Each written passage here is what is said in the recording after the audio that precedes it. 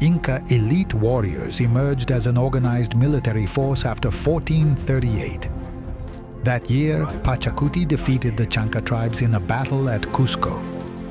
After this victory, he became emperor and began expanding the territory.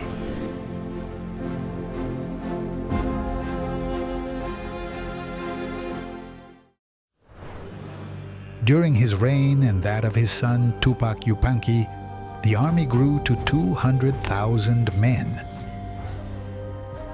Warriors of pure Inca blood formed the nucleus. Tupac Yupanqui created a personal guard of 10,000 elite soldiers. These warriors came mainly from Cusco and were divided into two groups, Hanan Cusco and Hurin Cusco. They called them huaminca, veterans. Only the best warriors could join this guard. Inca military training began when boys were 10 years old. They participated in training every 2 weeks. They practiced wrestling, weightlifting, and sling throwing. Instructors observed each boy to determine his abilities. Some would become builders or engineers. Others would become assault leaders. The elders of each village reported the boys' progress. At 14 or 15 years old, young nobles participated in the Huarachicuy festival. This was the rite of passage to adulthood. Candidates had to pass extreme physical tests. They ran long races through the mountains. They participated in simulated battles. They competed in accuracy with sling and spear. There was one especially harsh test, seeing who could remain awake longest. Some candidates managed to stay awake for an entire week. Those who passed all the tests received their traditional weapons, sling, club, and shield. They also had their ears pierced, a symbol of their new status. From that moment, they were complete warriors of the Inca army.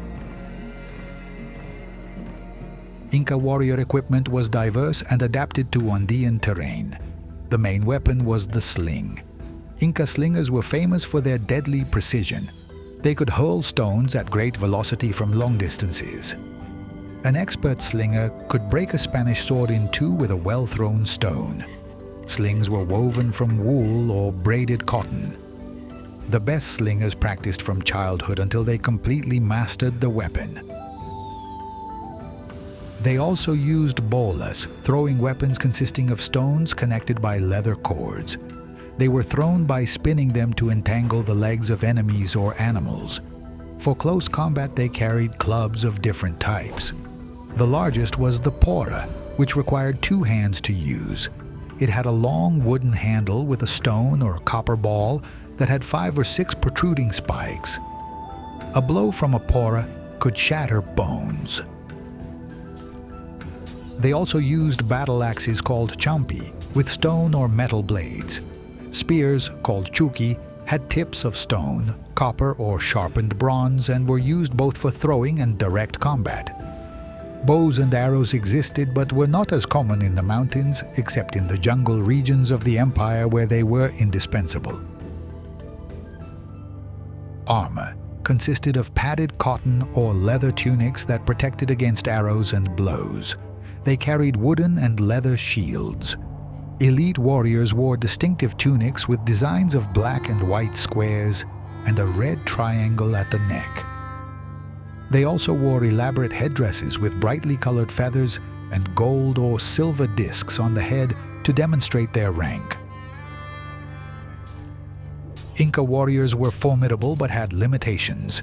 Their greatest advantage was numbers. They could mobilize up to 200,000 soldiers in a single army, while typical enemies were warriors from a single tribe. They were also disciplined. Unlike other tribes that attacked disorganized, the Incas maintained formations. Their organization was decimal. Units of 10, 50, 100, 500, 1,000, 5,000, and 10,000 men. Against enemies with superior technology, these advantages were not enough. Their weapons of stone, copper, and bronze did not penetrate steel armor. They had never seen horses, and the sound of firearms terrified them. The most important battle was against the Chancas in 1438. Pachacuti defended Cuzco when the Chancas attacked. This victory propelled the empire's expansion. During the following 25 years, the Incas conquered territory from the Titicaca Basin to the Mole River in present-day central Chile.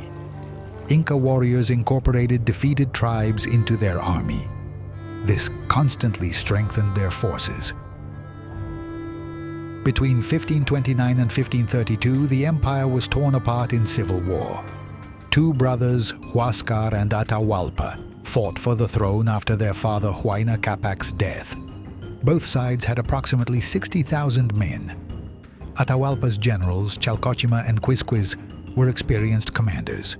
They won decisive battles in enemy territory. At the Battle of Quipaipan, they captured Huascar after defeating his army. Atahualpa occupied Cusco and became the new Sapa Inca. But the war had killed tens of thousands of warriors and fatally weakened the empire just as the Spanish were arriving. In November 1532, disaster arrived. Francisco Pizarro and 168 Spaniards arrived at Cajamarca. Atahualpa was camped nearby with approximately 80,000 veteran warriors from the Civil War. On November 16th, Atahualpa entered Cajamarca's plaza with 6,000 to 8,000 unarmed attendants. They went dressed ceremonially. Atahualpa traveled in a litter carried by 80 nobles. Pizarro had hidden his men in the buildings around the plaza. When Atahualpa refused to submit to Spain, the Spanish attacked. Firearms and horses caused immediate panic. Inca warriors had never seen or heard anything similar. Atahualpa's attendants tried to protect him with their bodies, deliberately letting themselves be killed. But the Spanish captured the emperor. In 2 hours, more than 4,000 Incas died. The Spanish did not lose a single man. The Inca army of 80,000 men waiting outside the city fled in confusion when they saw their emperor captured.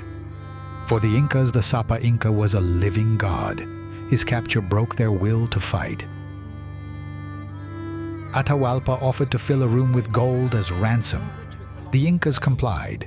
Pizarro accepted the ransom but executed Atahualpa on August 19, 1533. A year later, Pizarro entered Cusco. The Inca Empire had fallen. The Incas rebelled several times. In 1536, Manco Inca besieged Cusco. The warriors had learned to use Spanish weapons and some rode horses, but they could not expel the conquistadors.